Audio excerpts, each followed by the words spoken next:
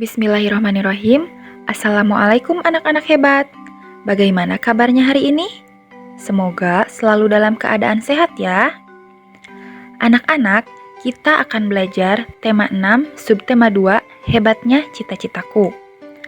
Hari ini kita akan belajar cara membuat puisi, memilih kata dalam membuat puisi, langkah-langkah menulis puisi, membandingkan siklus hidup makhluk hidup dan manfaatnya bagi lingkungan sekitar, tarik kreasi daerah, serta manfaat sumber daya alam bagi kehidupan. Anak-anak, tahukah kamu apa itu puisi? Puisi adalah salah satu bentuk karya sastra hasil dari ungkapan dan perasaan seseorang dengan menggunakan kata-kata indah dan penuh makna. Kamu dapat menuliskan semua hal yang kamu pikirkan dalam bentuk puisi, termasuk cita-cita. Selanjutnya, apakah kamu tahu bagaimana cara membuat puisi? Nah, ada beberapa hal yang perlu disiapkan dalam membuat puisi. Di antaranya ialah menentukan tema puisi yang kamu sukai. Yang kedua, siapkan peralatan tulis. Yang ketiga, melakukan observasi atau pengamatan terhadap objek pada tema yang kamu pilih. Lalu, menentukan peristiwa yang sesuai dengan tema. Terakhir, catat setiap informasi yang kamu temukan. Seperti yang kamu ketahui, dalam puisi memuat kata-kata indah.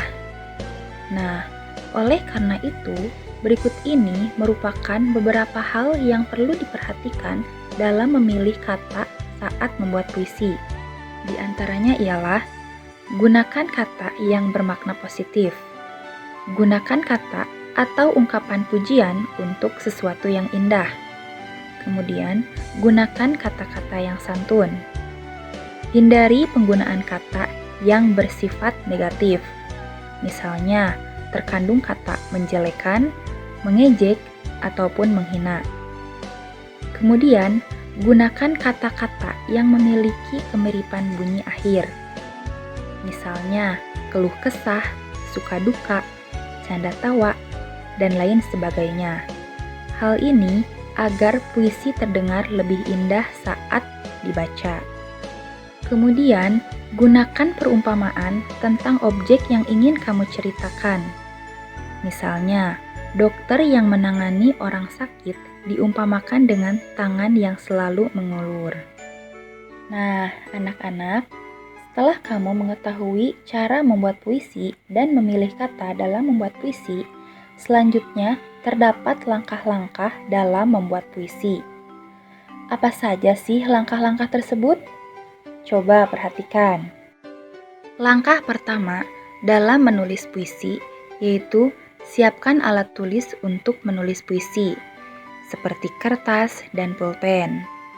Kemudian, langkah yang kedua, tentukan tema dan judul puisi, di mana tema merupakan gagasan utama puisi, sedangkan judul berupa kata atau susunan kata yang mewakili isi puisi.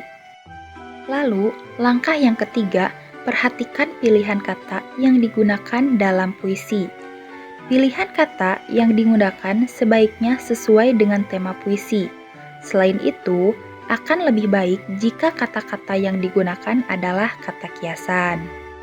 Langkah yang keempat dalam menulis puisi yaitu tuliskan puisi sesuai imajinasi dan pikiranmu. Kemudian, langkah yang terakhir, bacalah puisi buatanmu secara berulang-ulang.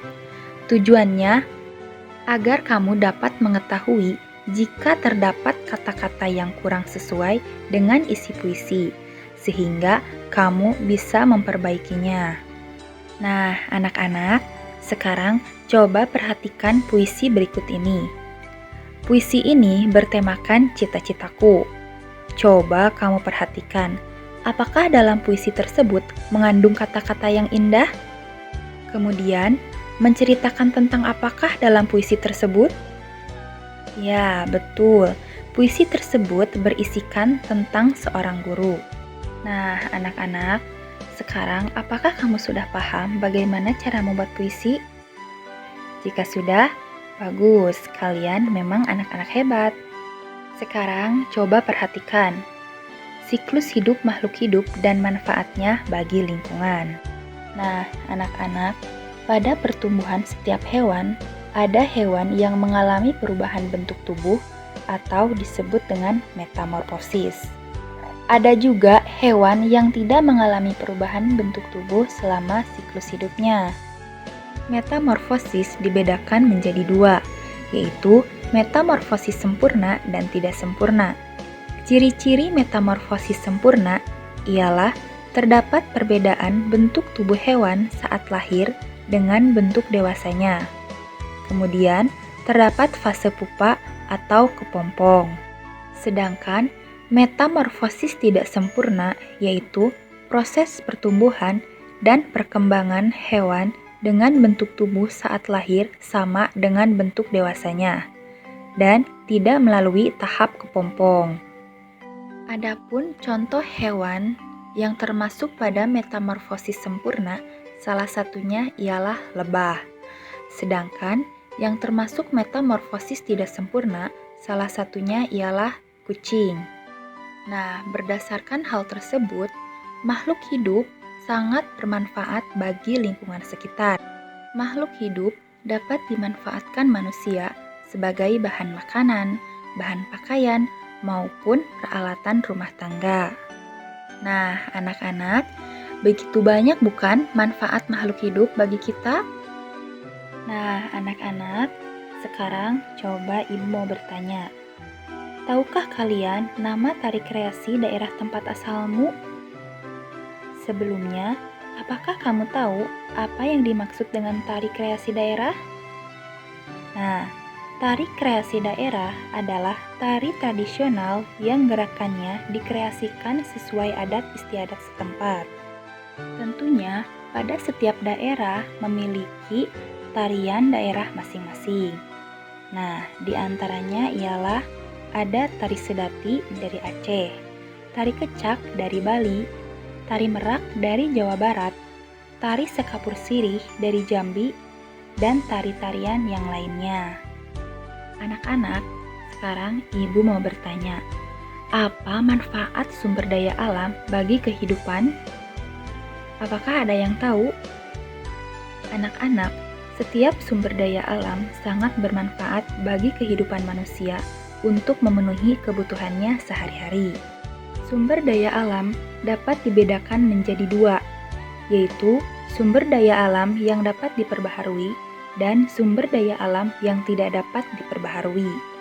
Adapun sumber daya alam, salah satunya ialah sayur dan buah, yang dapat dimanfaatkan sebagai bahan pangan sehari-hari, komoditi yang memiliki nilai ekonomi, bahan baku berbagai olahan makanan, dan lain sebagainya.